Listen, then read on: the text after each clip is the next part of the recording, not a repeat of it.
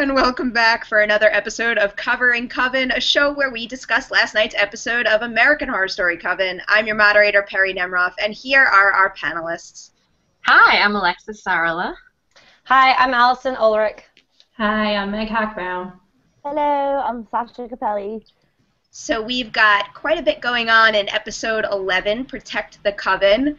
Fiona and Marie are working on a plan to take out the witch hunters, Delphine indulges in an old hobby, and Cordelia makes one heck of a sacrifice for the sake of the coven, while Zoe does a little something for herself. But I'm going to kick off this conversation by pointing out the obvious. This was a bloody, bloody episode. In fact, I'm a little surprised that some of the imagery was even allowed to be aired on TV at all. I love horror movies and can watch just about anyone get ripped limb from limb, but I can't handle anything that happens to a helpless animal. However, in this case, the chicken beheading made me sad, but I was much more shocked by Delphine's torture tactics, the eye stabbing, the axe to the neck during the Delphi Trust attack. Just blew my mind. What do you guys think? Too much or just right? I love it. I do, because, like, American Horror Story has been relatively tame with the scare and gore this time around, and, like, I just really like seeing Delphine cutting off toes. It reminded me of Misery when little Miss Kathy Bates cobbled everyone, and it was just, I don't know, it was horrifying, and it was super, super gory. And it, like, I mean, even when Butler comes in and sees all, like, the intestines out and stuff like that, like, yeah, it was grody, but I've been kind of waiting for that with American Horror Story. I love me some gore. So, but that's only a personal opinion. Totally understand if it grossed everyone else out, especially the eye stabbing thing. Like, I think the whole household squealed at the same time when she did it because it was horrifying, but... The anticipation. She was just like standing there holding the knife before, and like you knew it was coming. That's when it's hard. And it's like the same thing actually with the toad. She's sitting there and like taunting, and then she goes for it.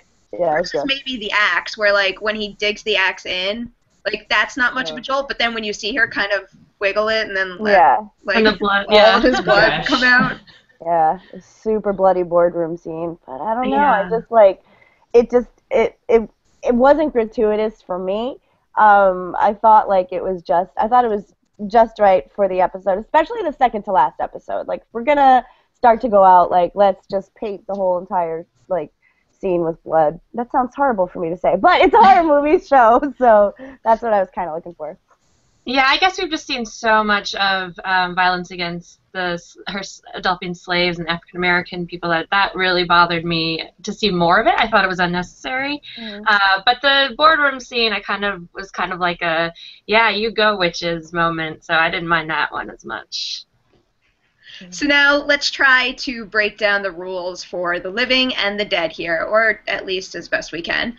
Spaulding's back but plays with the baby. The Axeman is technically dead but can take out Delphi Trust. Where are the limitations here? Alexis, do you want to try to take this one? It's a good question. I got the feeling Spaulding can't leave the house, so that's why he had to have Delphine go get that doll.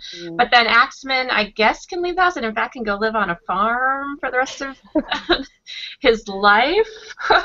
I'm a little confused by that. Also, I guess Nan can't come back because she went away with the voodoo Papa Legba.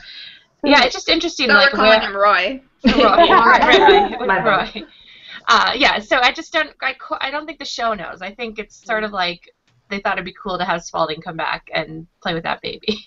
Well, is the Axeman actually dead? Because I remember they brought him back. So, I mean, they conjured a spirit. So does that bring him back to life? And how is he living in this guy's apartment? What was he to begin with anyway? Was he a person that just became a serial killer and then he earned the title, like the notorious Axeman, and became some sort of like demon? Like in the 20s. If that's even what we could call him. I think he's just a bad guy. Yeah, he's just an angry dude with an axe, I guess, who just likes to kill people, and Fiona can use that. So I guess it kind of makes sense, but I'm really confused about what realm he's living in, because he could straight up kill bitches with an axe. So, like, and have it's sex. Very human. Yeah. And then that also opens up the question, for Papa Legba, like, what is that plane? Because I think they kind of hinted at it in the coming attraction. So is that going to have any rules, or can people just jump back and forth between that and the remote too? I don't know. I think Nan will be back with him in the next episode, or I'm hoping she is at least. I'm going to be really disappointed if she doesn't come back before the end of the show. Oh, totally. So now it's time to talk Supreme. Queenie's back. There are new powers all around. What exactly is going on here? Meg, any theories on your end? Well, back to Nan for a minute. The fact that Papa Legba says something about, like, time goes differently in hell, I'm thinking maybe they're hinting at something with her getting stronger, her getting more power. But then the writers have been doing a really good job of kind of tricking us and making us think that, like, everybody could be the Supreme. Everybody's getting a new power. So instead of each week being like, oh, it's Zoe this week, she can speak in tongues, or it's Queenie, she can stop a silver bullet, I'm starting to think that maybe they're setting it up for everybody gets a little bit stronger, all of them, and they can take down Fiona together, because it seems like they all have the same goal in mind with like preserving the Coven and the sanctity of the Coven and the Salem bloodline, and Fiona's just trying to do it for herself. So maybe they all get stronger to try to take her down in some kind of final, like, crazy showdown. Yeah, I support that theory. I think I'm really bad at this guessing the Supreme thing. Like, I feel like Madison is, like, so far down the bitch road that I'm like, maybe she'll be the Supreme, but, like, I don't even feel confident saying that. So I feel like that theory makes sense to my brain, that, and especially since Fiona's, like, kind of teetering the line between, because she looks sick in the episodes. Like, she definitely looks like she's losing weight, but she also kind of looks a little better. So, like, her hair is full, and, like, she's not, I don't know, she's definitely not as sick as she was. Mm-hmm. So, I don't know if that's just, like, adrenaline rush from teaming up with Marie, but, like, I do like that theory. I feel like because there is a part in the preview where you see all the witches just, like, stand up and they all raise their hands together. Yeah. And the Axeman says, you will pay what you've done. So, I'm assuming he was mad about something that happened to Fiona. So, that theory is, like, super strong. But we also didn't get to see the results of Cordelia stabbing her eyes out. I think it was significant that we didn't actually see her yet. Mm-hmm. So I think she's going to come out, you know, maybe with lots of new powers besides just the sight.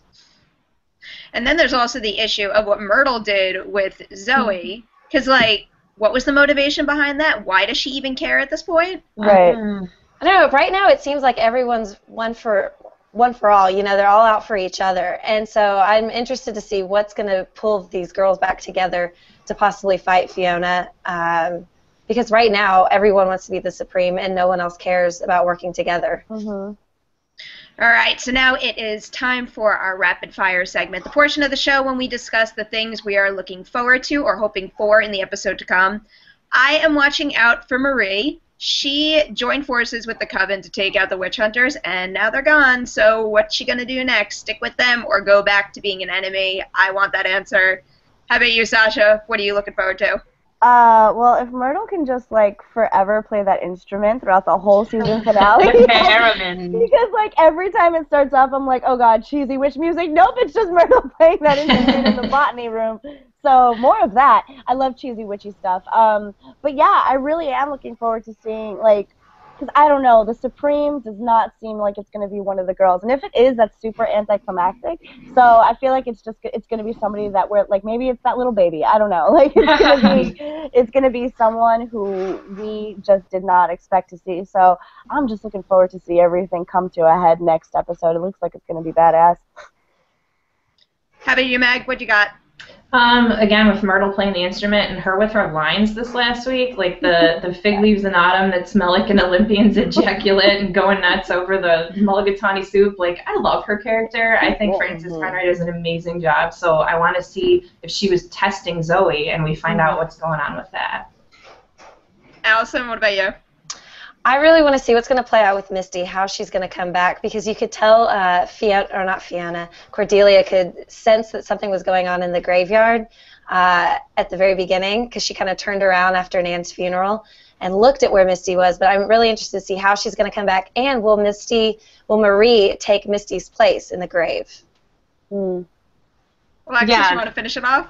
Yes, I mean, I'm curious to see if Nan is going to make an appearance with Papa Legba, a.k.a. Roy, the new Roy. I also, I'm just curious if Axeman and Spalding, like, if we're gonna learn more about the rules, like I want to see a flash forward to that baby as a teenager still living in the attic with Spalding. Oh, that's more disturbing than the gore and the violence. That's awesome. So now Coven is coming to a close, but obviously that means there are loads of rumors floating around regarding the 4th season of the show. I caught a neat little trailer that suggested American Horror Story Circus, which is a brilliant idea, but sadly that thing was fan-made. However, we did have some official information divulged at the Television Critics Association Winter Press Tour. The FX CEO said that the new season will likely be a period piece, and with most of the cast returning. But if you want more information than that, wait for this season's finale, because according to E! Online, Ryan Murphy might reveal the theme and location in the very last scene of the episode. Oh. And now, if you want even more information, this quote from Murphy might help. He said, "If you look historically what happened in the year 1950, there's some more clues in that year. It's a period piece. We try and do the opposite of what we've done before. Jessica Lange has already started practicing her German accent, so I'm very excited." Are you ladies very excited? Oh, yeah. Yes, I am. Very much so. As I said before, German accents are like just scary in and of themselves. So whatever it is, whether I feel like it might be like Nazi-ish related or some sort of kind of thing like that. It could be like Nazi hunters. But it's 1950. I gotta go Wikipedia that year and see what happened. I know, and see what happened. Yeah, it's like witches versus Nazis or something. And as long as Jessica Lange's involved, we're safe. Yep. Right. Exactly. Good. And so also, what about that Russian witch whose picture is in the basement? Come on, we need to find out more about her. Right. That'd be a good question, though. Will witches bleed into the new season, or will they cut the theme again completely? Right. I wouldn't mind seeing a crossover at this point. We've had 3 new sections, so let's give that a shot. Yeah, and I think the characters of this season are like more sustainable than any of the last 2 seasons. Like these are characters. Like I would love to see what the hell happens with Queenie and Nan. Like all these characters are like super interesting. So. I'd also love to see a big blowout season where everyone comes together, like Murder House meets Asylum meets Coven. Oh, yeah, right. Zachary Quinto and Dreaming big. That is a wrap on this week's episode. Make sure you subscribe to our YouTube channel, Shock Till You Drop, and come back and join us for our discussion of the second to last episode of the season, episode 12. Also, be sure to put that comment section below to good use. Questions, feedback, your own predictions, you name it, we want to hear it, and maybe we will discuss it on next week's show. So thanks for covering Coven with us, and we'll see you next time. Bye. Bye.